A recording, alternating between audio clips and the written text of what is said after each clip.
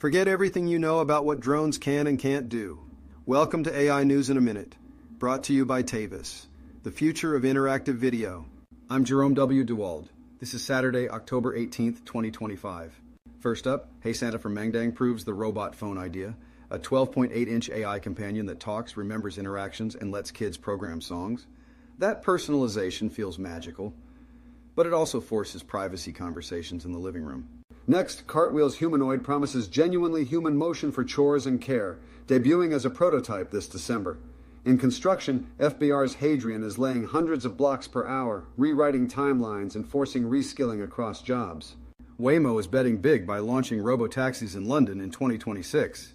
Left-side driving and medieval streets will be the ultimate test and a potential gateway to Europe. And finally, Dragon from the University of Tokyo can morph mid-flight to grab objects and carry heavy payloads. Aerial robots aren't toys anymore. Show footage and overlays for each story. Kickstarter demos, prototype tests, Hadrian time-lapses, Waymo maps, and Dragon captures. These 5 developments show robots moving from novelty to infrastructure overnight.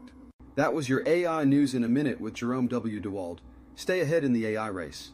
Leave your thoughts about robots reshaping daily life in the comments. Give this video a like.